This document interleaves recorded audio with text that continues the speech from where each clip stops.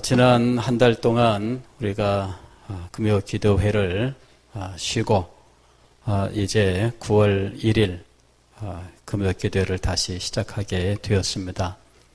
앞으로 계속해서 우리 기도회를 진행하는 동안에 하나님의 은혜가 우리 기도하는 여러분에게 또한 우리 교회에 충만하게 임하실 줄 믿습니다. 우리 옆에 있는 분들과 함께 인사 한번 나누겠습니다.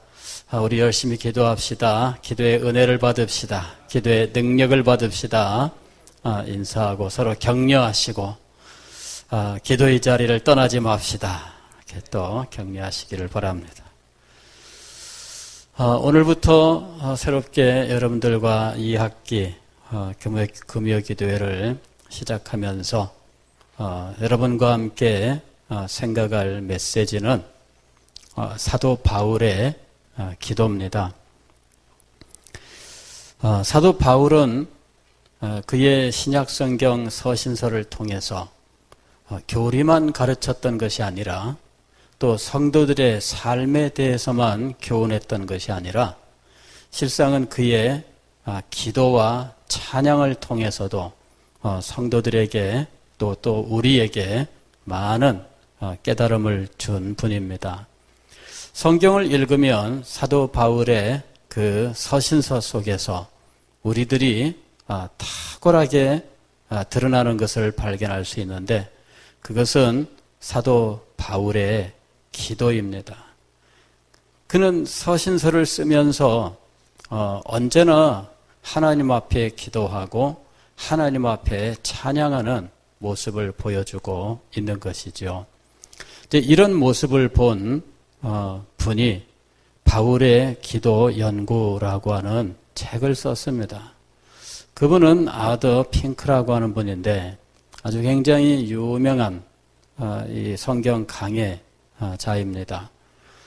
이분의 그 바울의 기도 연구라고 하는 책은 바울의 서신서에서 바울이 기도하는 모든 본문들에 대해서 강해를 해 놓은 책입니다.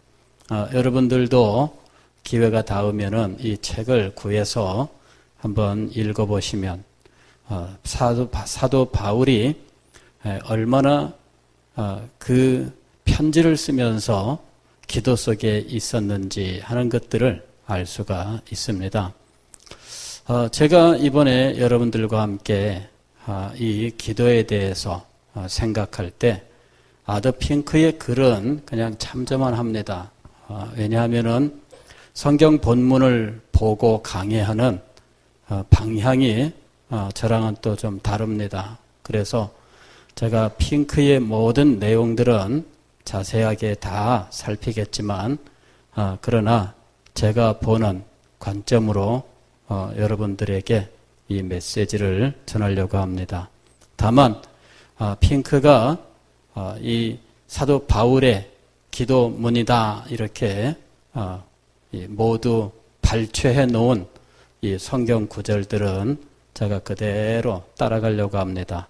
그러니까 제가 금요 기도회마다 여러분들에게 전하는 메시지와 또 핑크의 바울의 기도 연구 이것을 함께 참조하신다면 아마 더 풍성하게 은혜를 받을 수 있을 것으로 생각을 합니다. 사도 바울은 기도의 사람이었습니다.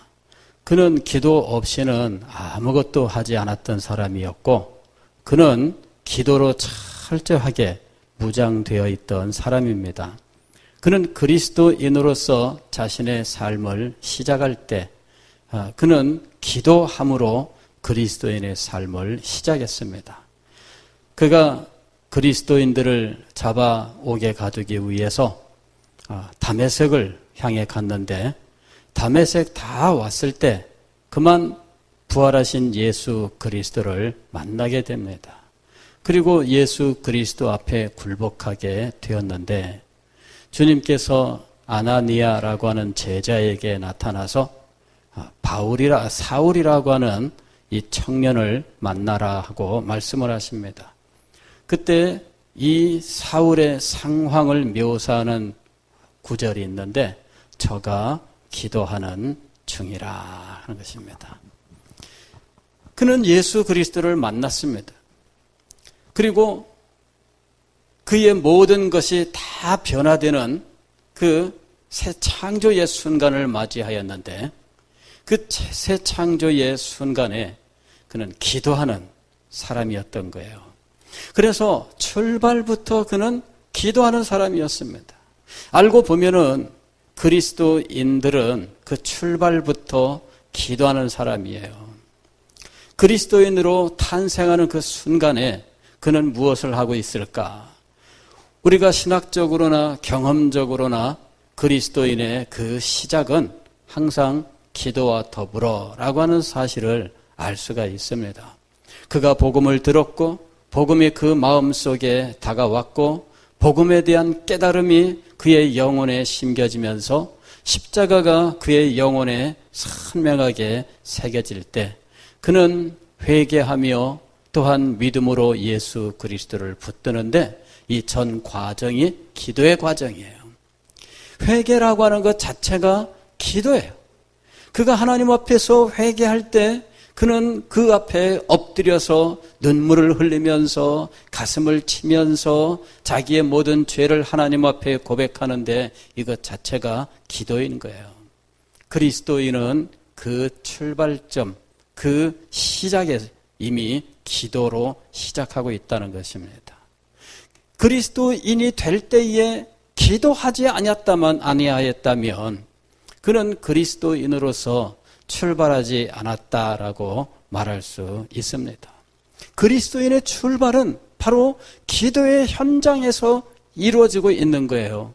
그가 하나님을 만나고 예수 그리스도의 십자가를 대면하고 자신의 죄인됨을 깊이 깨달으며 자기의 죄를 하나님 앞에 고백할 때 그로 인하여 가슴 아파하고 고통스러워하고 하나님 앞에 이 모든 것들을 정말 고백하면서 하나님 앞에 눈물을 흘릴 때 그 과정 자체가 기도인 것입니다.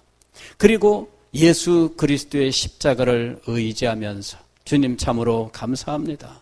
내가 이 죄 가운데에서 예수 그리스도의 십자가의 보혈로 이제 모든 죄 사함을 얻게 된 것 감사합니다. 저를 위하여 십자가를 마련하시고 예수 그리스도께서 피 흘려주신 것 감사합니다. 내가 이제 예수 그리스도만 믿고 예수님만 의지하며 예수님만 붙들고 살겠습니다. 내가 이제는 십자가의 증인으로 살겠습니다. 이렇게 믿음으로 고백하는 이 과정도 역시 기도로 되어 있는 것입니다. 그리스도인의 출발은 기도예요. 그리고 그리스도인의 삶의 과정 자체가 기도입니다. 기도가 없다면 그리스도인의 삶은 이루어질 수가 없어요. 그리스도인의 삶은 시작부터 그의 전 생애의 과정과 마지막 하나님 앞에 가는 그 순간까지 기도로 이루어져 있는 것입니다. 그가 하나님 앞에 가는 그 순간에 그는 하나님 앞에 기도하게 되어 있습니다. 오 주님, 나의 영혼을 주님께 부탁하나이다. 자기의 모든 것을 하나님 앞에 다 맡기고 의지할 때 그는 그 운명의 순간, 그의 생명의 이제 하나님 앞에 가는 그 순간에 하나님께서는 그에게 특별한 은혜를 주셔서 하나님의 압도적인 은혜를 체험하는 가운데 하나님 앞에 가게 되는 거예요. 여러분, 우리는 운명하는 순간에도 하나님 앞에 기도할 수 있기를 소망해야 돼요. 그렇게 기도 속에 시작하여 기도로 살다가 기도로 마치는 것이 바로 그리스도인인 거예요.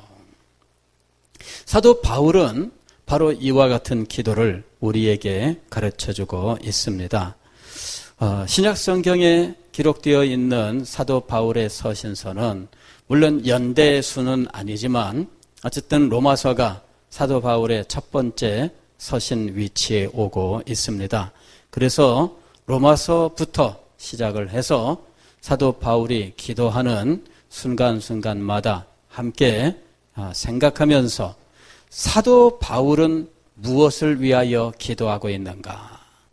그것을 살펴보면서 오늘 우리의 기도 생활을 새롭게 할 수 있어야 되겠다 하는 것입니다. 우리의 기도와 사도의 기도는 얼마나 다른가? 사도는 도대체 무엇을 기도의 제목으로 삼고 있을까? 기도할 때 그가 바라보고 있는 것은 무엇일까? 이런 것들을 여러분들이 관심 있게 살펴보면서 사도의 기도를 배워 나갈 수 있기를 바랍니다. 오늘 로마서는 사도 바울이 로마에 있는 성도들에게 보낸 편지입니다.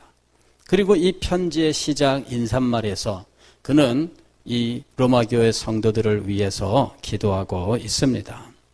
이 기도 속에서 로마 교회 성도들에 대한 사도 바울의 인식, 그리고 로마 교회 성도들의 믿음에 대한 사도 바울의 생각, 이런 것들이 나타나 있습니다.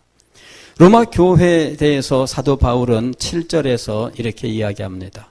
로마에서 하나님의 사랑하심을 받고 성도로 부르심을 받은 모든 자에게.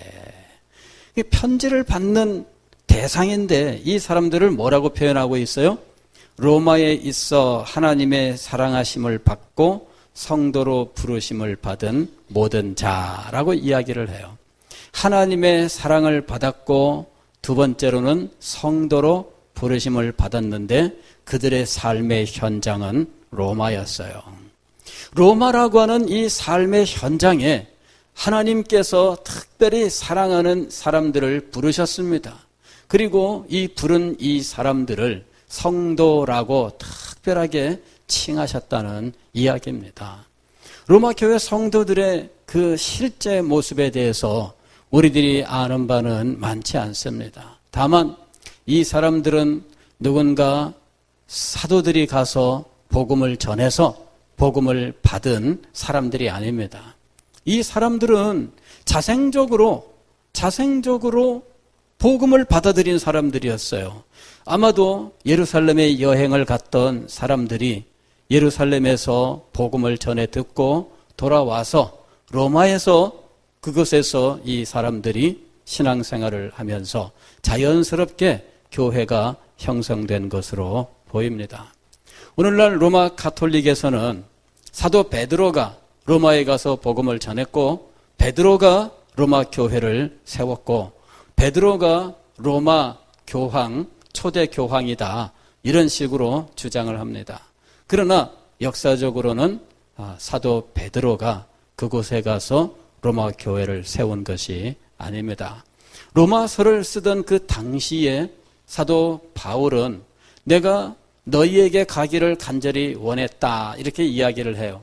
내가 여러 차례 너희에게 가기를 원했다. 그리고 마침내 나중에 사도 바울이 로마에 가게 됩니다. 근데 로마에 가는데 어떤 모습으로 가느냐 하면은 죄수의 몸으로 황제에게 재판을 받기 위해서 갑니다. 이게 사도행전 후반부에 나오는 장면이에요. 3차 전도 여행을 마치고 사도 바울이 예루살렘에 갔는데 예루살렘에서 사도 바울을 두고 소요가 일어나고 그래서 이제 붙잡히게 되었는데 이가 가이사랴 거기에 가서 오랫동안 옥살이를 하다가 황제에게 이제 이 제소를 하고 그리고 마침내 로마로 가게 돼요. 로마로 가는 동안에 배를 타고 가면서 폭풍우도 만나고 그 다음에 뭐 파선도 하게 되고 또 무슨 뱀이 나타나서 물고 뭐 온갖 그런 어려운 과정을 거치면서 마침내 로마에 가게 되는 거예요. 그런데 그때 사도 베드로가 이미 로마에서 복음을 전했느냐? 그거 아닙니다. 사도 베드로는 아직 복음을 전하지 않았는데 그곳에 이미 예수 그리스도를 믿는 성도들이 있었어요. 그렇다면 이것은 굉장히 신기한 일입니다. 누가 가서 복음을 전하지도 않았는데 그곳에 교회가 세워져 있어요. 그러면은 참 신기한 거 아니겠어요? 그러니 이 로마 교회에 대한 소문이 났고 이 소식을 들은 사도 바울은 정말 누가 가서 복음을 전하지도 않았는데 그곳에 교회가 세워졌다니 참으로 놀라운 일이다. 내가 가서 그들에게 하나님의 말씀, 진리의 가르침을 제대로 전해서 이 사람들이 믿음에 더욱더 굳게 설 수 있도록 해야 되겠다. 이런 마음을 갖게 된 거지요. 그래서 사도 바울이 이 로마 교회를 방문하기를 간절히 소망했었던 거예요. 그래서 사도 바울은 로마 교회 성도들에 대해서 이렇게 생각한 겁니다. 로마에 있어 하나님의 사랑하심을 받고 성도로 부르심을 받은 모든 자, 이렇게 불렀던 거예요. 그리고 이것이 오늘날 우리들을 가리키는 아주 가장 아름다운 말이 되는 거예요. 서대신동에 있어 하나님의 사랑하심을 받고 성도로 부르심을 받은 모든 자. 우리 서대신 교회를 가리키는 말이 될 수가 있는 거예요. 이것이 교회를 가리키는 말입니다. 교회는 무엇이냐? 교회는 하나님의 부르심을 받은 것이 바로 교회예요. 에클레시아라고 우리가 이야기를 합니다마는 이 에클레시아라고 하는 말 자체가 부르심을 받았다는 거예요. 그런데 어떻게 부르심을 받았느냐 하면 성도로 부르심을 받는 겁니다. 그냥 아무런 의미 없이 부르심 받은 게 아니에요. 야 하고 불렀는데 그 소리를 듣고 뒤돌아봤습니다. 나 그러니까 너 말고 그러면서 친구들이 놀리잖아요. 괜히 뭐 부르냐 이제. 근데 하나님은 우리를 어떻게 불렀어요? 성도로 부르셨어요. 성도라고 하는 것은 어떤 의미냐면은 거룩한 사람들, 그 말이에요. 거룩한 사람들. 하나님께서 우리를 거룩한 사람들로 부르셨어요. 그리고 우리를 거룩한 사람들이라고 부르신 것 자체가 하나님의 한없는 사랑으로부터 온 것이에요. 이것이 바로 복음입니다. 예수 그리스도의 십자가의 죽으심, 그의 피 흘리심은 우리를 거룩하게 하기 위해서였습니다.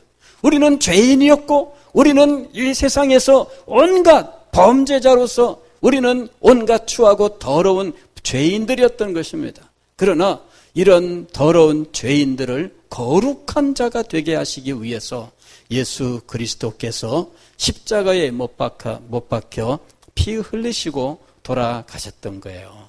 그의 피 공로로 말미암아 우리의 모든 죄가 맑게 씻겨지고 우리의 모든 더럽고 추한 것들이 깨끗하게 되면서 우리는 하나님 앞에 거룩한 자가 될 수 있었던 것입니다. 성도로 부르심을 받았다고 하는 것은 십자가의 은혜를 받았다는 이야기입니다. 성도로 부르심을 받았다는 말은 십자가의 보혈로 깨끗하게 씻기심을 받았다고 하는 것입니다. 이 모든 것이 하나님의 사랑에서 온 것입니다. 로마 교회 성도들은 이렇게 하나님의 사랑을 받았고 성도로 부르심을 받은 사람들이었어요. 이 놀라운 일이 사도들이 가서 복음을 전했기 때문에 이루어진 것이 아닙니다. 하나님의 은혜 속에서 하나님의 섭리 속에서 그들에게 복음이 전파되었고 그들이 예수 그리스도를 믿게 된 것입니다. 이 사실을 전해 들은 사도 바울은 그때부터 로마 교회를 향한 소망을 가지게 되었고 그들을 위해서 기도하게 되었는데 그의 기도는 언제나 하나님께 대한 감사가 제일 먼저 오고 있었습니다. 8절 말씀 보면 먼저 내가 예수 그리스도로 말미암아 너희 모든 사람에 관하여 내 하나님께 감사함은 너희 믿음이 온 세상에 전파됨이로다. 너희 믿음이 온 세상에 전파됨이로다. 즉 그 사람들이 얼마나 잘 믿었느냐, 그들이 얼마나 대단했느냐, 이 사실을 증명하는 이것이 아니라 그들에게 하나님의 구원이 임한 이 일이 얼마나 놀라운 일인지, 하나님의 섭리가 얼마나 영광스러운 일인지, 그들에게 전파된 이 복음, 그 복음의 경로가 얼마나 하나님의 큰 사랑을 나타내는 것인지, 그들에게 전해진 이 믿음을 생각할 때마다 그들은, 사도 바울은 하나님 앞에 감사할 수밖에 없습니다. 복음이 전해지는 과정 자체가 감사예요. 복음이라고 하는 것 자체가 감사의 대상일 뿐만 아니라 복음이 전파되는 과정 자체가 감사합니다. 여러분들도 한번 자신의 삶을 돌아보세요. 여러분이 예수님을 처음 믿을 때에 복음이 여러분에게 어떻게 전파되었습니까? 여러분에게 복음이 전파된 그 과정이 하나님의 사랑을 증명하고 있으며 여러분에게 복음이 전파된 그 시점이 하나님의 지혜를 가장 잘 나타내고 있는 거예요. 여러분이 복음을 받고 하나님의 사람이 된 그 과정을 한번 생각해 보세요. 그렇다면 하나님 앞에 감사할 수밖에 없습니다. 저도 믿는 집안이 아닌데 예수님을 믿게 되었어요. 돌이켜보면 예수님을 믿게 된 과정 자체가 너무나 놀라워요. 어린 시절에 어떻게 해서 교회 나갔는지 모르겠어요.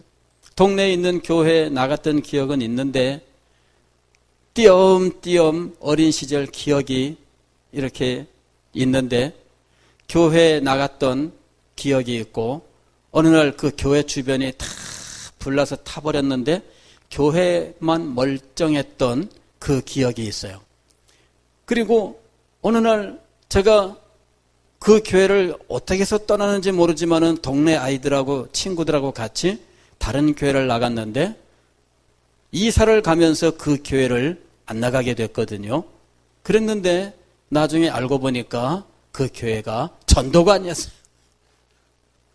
최초의 교회는 장로교회인데 어떻게 옮겨갔는지 모르지만 그 초등학교 1, 2학년 때에는 제가 전도관을 다녔던 거예요. 그런데 이사를 가는 바람에 그곳과 단절된 거예요. 그리고는 이사 간 곳에서 새롭게 장로교회를 나가게 되었는데 거기도 또 연말에 성탄절 앞두고 이런저런 일 있으면서 교회를 못 나가게 됐어요.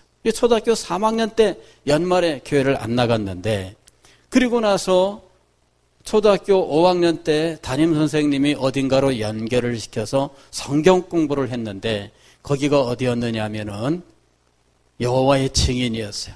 나중에 알고 보니까 초등학교 6학년 때 제가 그 여호와의 증인 성경 공부 시켜주러 가정 방문합니다. 예. 근데 가정 방문하는 이 사람이 저희 집에 왔는데 우리 아버지께서 막 난리가 났어요. 이 집에서 내 집에서는 못한다. 막 그래가지고 결국 쫓겨났는데 친구 집에서 그 엄마가 이 공부를 한다 그래서 같이 하다가 이 엄마랑 무슨 문제가 있었는지 안 한다 해가지고서 결국은 그만두게 되었는데 저도 그 바람에 그만두게 되었어요. 그리고는 중학교 들어가서 친구들의 권유로 다시 교회를 나가게 된 거죠. 근데 이 나간 교회도 한 6, 7개월 나갔는데 개척교회인데 그만 문을 닫게 됐어요. 문을 닫던 그날 주일 예배, 마지막 주일 예배 때 제가 화장실 가서 얼마나 울었나 몰라요. 어린 마음인데 그렇게 슬프더라고. 그래 교회를 다시 또 중단하게 됐습니다. 그런데 고등학교 입학을 했는데 이 학교가 기독교 학교예요. 미션 스쿨에 입학을 하면서 스스로 내가 미션 스쿨에 이제 입학을 했으니 교회를 나가야 되겠다. 그리고는 찾아 나간 거죠. 지금까지 이제 신앙생활을 하고 있습니다. 자, 이 과정을 보게 되면 우리 하나님께서 별의별 것을 다 경험하게 하셨다 이거죠. 그죠? 별의별 걸 다 경험하게 하셨는데 그 속에서 하나님께서 저를 선택하여 내시고 보호하시고 인도하시고 이런 과정들을 보게 되면 얼마나 놀라운지 몰라요. 하나님의 사랑이 저희의 삶 속에 있었습니다. 미션스쿨에 갔는데요. 고등학교 1학년 때 부활주일 4월 달에 고난주간에 학교에서 심령 부흥 사경회를 해요. 오전에 공부하고 오후에는 심령 부흥회 하고 이러는데 그때 제가 성경을 읽고 기도하고 하면서 제가 마침내 예수님을 저의 구주로 영접하게 돼요. 그 부활절에 예수님을 나의 구주로 영접하고 예수 그리스도께서 나의 구주가 되시고 나의 주님이 되셨던 거예요. 하나님의 사랑은 너무나 놀랍습니다. 하나님께서는 그때 저로 하여금 회개하게 하셨고, 그때 저로 하여금 예수님을 믿게 하셨고, 저로 하여금 예수님을 자신의 구주로 영접하게 하셨어요. 예수님을 인격적으로 영접했습니다라고 하는 그 일이 그때 일어난 거예요. 그런데 예수님을 인격적으로 영접하는 그 순간에 내가 하는 일은 무엇이었느냐 하면은 바로 기도였던 거예요. 기도를 통해서 예수님을 인격적으로 만나는 겁니다. 그게 바로 우리의 회심, 이 중생과 회심으로 연결되는 놀라운 사건이었던 거예요. 이것이 하나님의 사랑이요, 하나님의 은혜였던 거예요. 돌이켜보면 모든 것이 하나님의 은혜 아닌 것이 없습니다. 돌이켜보면 모든 것이 하나님의 사랑 아닌 것이 없습니다. 그래서 사도 바울처럼 저도 하나님 앞에 감사할 수밖에 없습니다. 주여, 이 모든 것이 하나님의 은혜입니다. 이 모든 것이 하나님의 사랑입니다. 저는 하나님 앞에 감사할 수밖에 없으며, 저는 하나님 앞에 굴복할 수밖에 없으며, 저는 하나님을 찬양할 수밖에 없습니다. 이런 이야기를 전해들은 사도 바울은 로마 교회 성도들을 위하여 쉬지 않고 기도를 했습니다. 먼저 내가 예수 그리스도로 말미암아 너희 모든 사람에 관하여 내 하나님께 감사하마. 내 이야기가 아니고 로마 교회 성도들에 대한 이야기인데 내 입에서 무엇이 나와요? 감사가 나와요. 왜? 하나님의 은혜와 하나님의 사랑이 로마 교회 성도들에게 임한 것을 목격하는 거예요. 그럴 때 내 입에서, 내 마음 깊은 곳에서부터 나오는 감사가 저절로 솟아나는 거예요. 하나님 앞에 기도하려고 엎드리면 저절로 감사가 나오는 겁니다. 로마 교회를 위해서 기도합니다. 주여 감사합니다. 하나님의 사랑이 그들에게 나타났고 하나님의 은혜가 그들에게 부어졌나이다. 하나님의 사랑과 은혜를 나타내신 것을 감사합니다. 이 하나님의 사랑과 은혜가 땅끝까지 이 세상 모든 민족들에게 전파될 줄을 믿나이다. 사도 바울은 이렇게 전파되는 하나님의 사랑, 하나님의 자비, 하나님의 구원의 이 복음, 이것을 인하여 하나님 앞에 감사한 거예요. 이것이 로마 교회에 그대로 나타났습니다. 너희의 믿음이 온 세상에 전파됨이라. 그들이 믿음을 갖게 하신 하나님의 사랑이 온 세상에 전파되고 있으며, 그들에게 믿음을 갖게 하신 하나님의 은혜가 온 세상에 전파되고 있는 것입니다.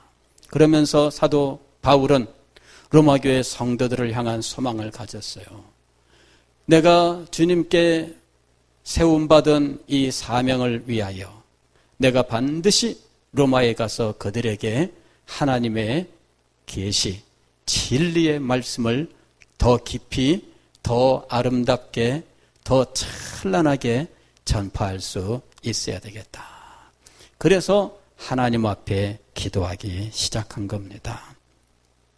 내가 그의 아들의 복음 안에서 내 심령으로 섬기는 하나님이 나의 증인이 되시거니와 항상 내 기도에 쉬지 않고 너희를 말하며 어떻게 하든지 이제 하나님의 뜻 안에서 너희에게로 나아갈 좋은 길 얻기를 구하노라. 왜 거기에 가기를 원했을까요? 그게 이제 11절 이하예요. 내가 너희 보기를 간절히 원하는 것은 어떤 신령한 은사를 너희에게 나누어 주어 너희를 견고하게 하려 함이니. 그들에게 하나님의 성령의 강력한 은혜를 가지고 나아가서 말씀을 전하고 성령의 선물을 그들에게 전파하기를 원했어요. 그래서 그들을 견고하게 세우고 그리하여 하나님의 구원의 복음을 땅끝까지 전할 수 있기를 소망했던 것입니다. 사랑하는 성도 여러분, 하나님은 너무나 놀라우신 분입니다. 누가 복음을 전하러 가지 않았는데 그곳에 복음이 벌써 전해졌고 그곳에 하나님의 교회가 세워졌어요. 이런 놀라운 역사가 역사 속에서 우리 대한민국 교회에 다시 한번 이루어집니다. 선교사가 우리나라에 들어오기도 전에 복음을 전해 들은 사람들이 이 땅에서 교회를 세워요. 선교사가 오기도 전에 한국에는 교회가 세워졌어요. 참 신기한 거죠. 선교사가 이 땅에 들어오기 전에 이미 성경 번역이 이루어졌어요. 그래서 선교사가 들어올 때 이미 번역된 성경책을 가지고 들어와요. 놀라운 일이죠. 우리는 우리 한국교회를 생각하면 하나님께서 얼마나 큰 은혜를 베푸셨는지 하나님의 그 사랑과 은혜, 그 놀라우신 손길을 찬양하지 않을 수가 없습니다. 오늘 우리 서대신 교회만 두고 보더라도 하나님 앞에 찬양과 감사를 드리지 않을 수가 없습니다. 60이 다 된 연로한 선교사분이 일제시대 동안에 신사참배 반대로 추방을 당했던 선교사가 해방이 되었다는 소식을 듣고 다시 이곳에 찾아와서 이곳에서 선교 사역을 할 때 세웠던 교회가 바로 우리 사대신 교회예요. 여러분, 우리는 바로 그런 하나님의 놀라우신 은혜 속에서 세워진 교회인 것입니다. 우리는 하나님 앞에 감사해야 됩니다. 그리고 하나님께서 우리 가운데에서 얼마나 크신 능력을 나타내시며 얼마나 영광스러운 일들을 행하실지 우리 시대가 하나님 앞에 축복받은 시대가 될 수 있기를 소망해야 됩니다. 주님께서 우리에게 역사하시고 주님께서 우리에게 은혜를 주셔서 하나님의 사랑과 은혜를 전파하고 하나님의 영광스러움을 우리의 삶을 통해서 우리의 교회를 통해서 온 세상에 나타낼 수 있다면 얼마나 놀랍겠습니까? 이런 일들이 우리에게 이루어지는 우리 시대, 우리의 생애가 될 수 있기를 주의 이름으로 축원합니다.